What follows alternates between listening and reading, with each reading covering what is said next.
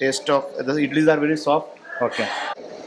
Chutney is also good. Like whatever, actually in other restaurants also I have ate, but I like this place Okay. because here idli, vada, sambar, even in other dishes are also good because we are living in Sriram Smriti. Okay. Okay. Sometimes we used to come in the evening also. We used to have a snack here.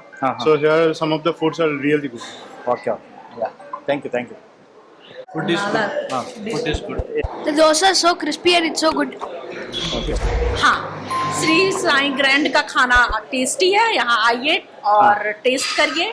Shri Ram के पास में ही है, location भी अच्छा है, बिल्कुल must visit करिए। Thank you. Okay. ಅದೆಷ್ಟು ರವೆ ಹಾಕಿರ್ತೀವಿ ಅಷ್ಟೇ ಕೊತ್ತಂಬರಿ ಸೊಪ್ಪು ಹಾಕಿರ್ಬೇಕು. ಇದಕ್ಕೆ ತುಂಬಾ ಸ್ಟೀಮ್ ಬೇಕು, ಕಡಿಮೆ ಬರೋ ಆಗಿಲ್ಲ. ಸ್ಟೀಮ್ ಚೆನ್ನಾಗಿದೆ, ಇಡ್ಲಿ ಅಷ್ಟೊಂದು ಚೆನ್ನಾಗಿ ಬರುತ್ತೆ. Okay. Okay. ಸ್ಟೀಮ್ ಎಷ್ಟು ಚೆನ್ನಾಗಿ ಬರುತ್ತೆ, ಇಡ್ಲಿನೂ ಕೂಡ ಅಷ್ಟೇ ಚೆನ್ನಾಗಿ ಬರುತ್ತೆ. Okay. Okay. ಇಡ್ಲಿ ಸ್ಮೂತ್ ಬರುತ್ತೆ, ಇಲ್ಲಾಂದ್ರೆ ಗಟ್ಟಿ ಗಟ್ಟಿ ಬರುತ್ತೆ. Okay. Okay. ಗಟ್ಟಿ ಇದ್ರೆ ಗಟ್ಟಿನೇ ಬರುತ್ತೆ. ಸ್ನೇಹಿತರೆ ಎಲ್ಲರೂ ನಮಸ್ಕಾರ. ಮುಳ್ಳು ಜೊತೆಗೆ ಸ್ವಾಗತ. ನೋಡಿ, ಇವತ್ತು ಶ್ರೀ ಸಾಯಿ ಗ್ರ್ಯಾಂಡ್ ಅಲ್ಲಿ ಈಗ ರವೆ ಇಡ್ಲಿ ಮಾಡ್ತಾ ಇದಾರೆ. ಈಗ ಬನ್ನಿ ನೋಡೋಣ ಇವರು ರವೆ ಇಡ್ಲಿ ಇವ್ರು ಯಾವ ರವೆ ಇಡ್ಲಿ ಮಾಡೋದಕ್ಕೆ ಇದ್ರಲ್ಲಿ ಏನೇನ್ ಹಾಕಿದಾರ ಅಂತ ಬಿಟ್ಟು ಇವ್ರು ಹೇಳ್ತಾರ.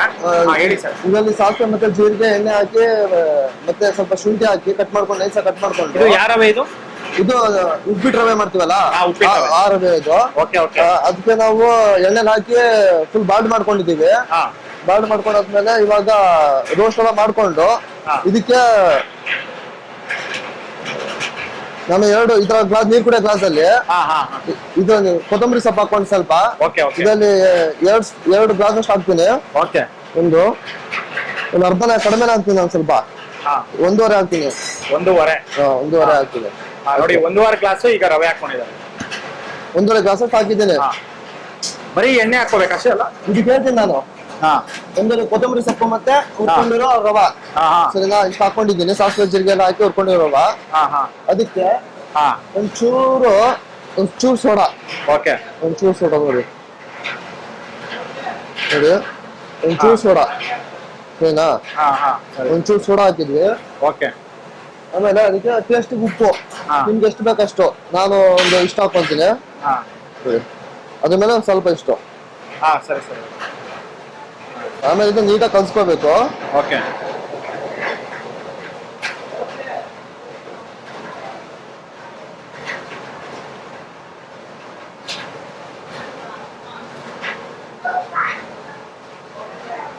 ಕೊತ್ತಂಬರಿ ಸೊಪ್ಪು ಸ್ವಲ್ಪ ಜಾಸ್ತಿನೇ ಇರ್ಬೇಕು.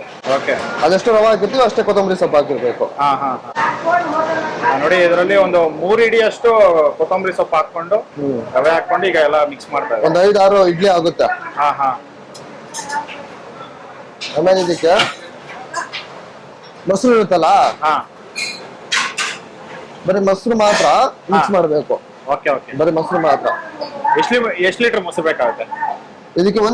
ಇವಾಗ 1 ಗ್ಲಾಸ್ ಹಾಕಿದೀವಲ್ಲ, ಅದಕ್ಕೆ ಒಂದು ಅರ್ಧ ಲೀಟರ್ ಮೊಸರು ಸಾಕು. ಅದಕ್ಕಿಂತ ಮುಂಚೆ ನಾವು ಇದನ್ನ ರೆಡಿ ಮಾಡ್ಕೊಳ್ಳೋಣ, ಸರಿನಾ? ಇದಕ್ಕೆ ನಾನು ಟೊಮೆಟೊನ ಹಾಕ್ಬೋದು, ಕ್ಯಾಪ್ಸಿಕಮ್ ಹಾಕ್ಬೋದು, ನಿಮ್ಗೆ ಏನ್ ಬೇಕಾದ ಹಾಕೋಬಹುದು. ಬಟ್ ನಾನು ಕ್ಯಾರೆಟ್ ಯೂಸ್ ಮಾಡ್ತಾ ಇದ್ದೀನಿ.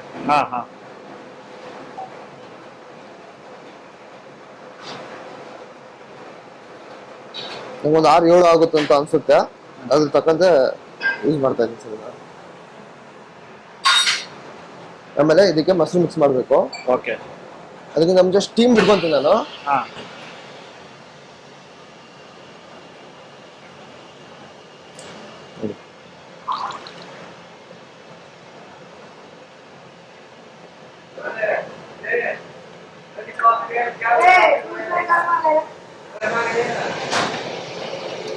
ಒಂದೂವರೆ ಗ್ಲಾಸ್ಗೆ ಅರ್ಧ ಲೀಟರ್ ಮೊಸರು.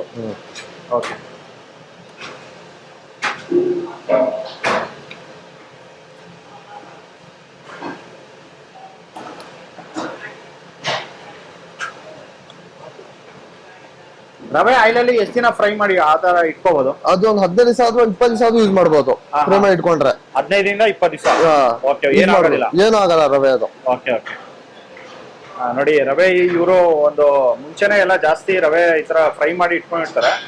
ಅದನ್ನ ಡೈಲಿ ಇಷ್ಟಿಷ್ಟು ಹಾಕೊಂಡು ಇಡ್ಲಿ ಮಾಡ್ಕೊಂತಾರೆ. ಸ್ವಲ್ಪ ಗಟ್ಟಿ ಇದೆ, ಸೊ ಅದಕ್ಕೆ ಸ್ವಲ್ಪ ನೀರು ಹಾಕೊಳ್ತೀನಿ ನಾನು. ಗಟ್ಟಿ ಇದೆಯಲ್ಲ, ಸೊ ಅದಕ್ಕೆ ಸ್ವಲ್ಪ ನೀರು ಹಾಕೊಳ್ತೀನಿ ಅಷ್ಟೇ. ಸ್ವಲ್ಪ ನೀರು ಹಾಕೊಂಡಿದ್ದಾರೆ. ಇಡ್ಲಿ ಸ್ಮೂತ್ ಬರುತ್ತೆ, ಇಲ್ಲಾಂದ್ರೆ ಗಟ್ಟಿ ಗಟ್ಟಿ ಬರುತ್ತೆ. ಗಟ್ಟಿ ಇದ್ರೆ ಗಟ್ಟಿನೇ ಬರುತ್ತೆ. ಇಷ್ಟು ನೀಟಾಗಿ ಕಲ್ಸ್ಕೊಂಡ್ಮೇಲೆ ಬಿಡ್ಬಾರ್ದು, ಇದನ್ನ ಒಣಗ್ಬಿಡುತ್ತೆ. Okay okay. ಮೊಸರು ಹಾಕಿರ್ತೀವಲ್ಲ, ಸೊ ಅದಕ್ಕೆ ಅವಾಗ್ಲೇ ಇಮಿಡಿಯೇಟ್ ತಟ್ಟೆಗೆ ಹಾಕೋಬೇಕು. Okay okay. ನೋಡಿ ಮಿಕ್ಸ್ ಮಾಡಿದ್ ಇಮಿಡಿಯೇಟ್ ಇದು ತಟ್ಟೆಗೆ ಹಾಕೊಂತ ಇರ್ಬೇಕಂದ್ರೆ.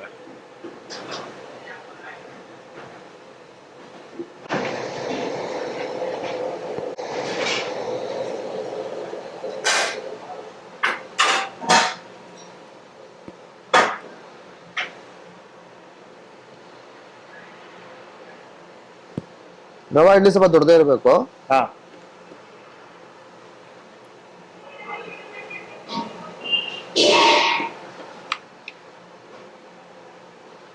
ನೋಡಿ 1.5 ಗ್ಲಾಸ್ ರವೆ, ಅರ್ಧ ಲೀಟರ್ ಮೊಸರಿಗೆ 6 ಇಡ್ಲಿ ಆಗಿದೆ.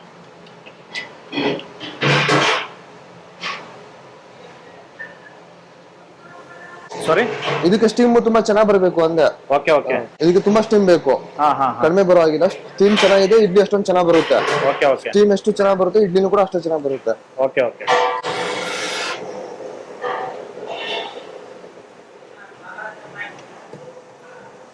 ನೋಡಿ ಅದ್ರ ಮೇಲ್ಗಡೆ ಒಂದು ಬಟ್ಟೆ ಹಾಕೊಂಡು ಈಗ ಸ್ಟೀಮ್ ಮಾಡ್ಕೊಂತಾರೆ.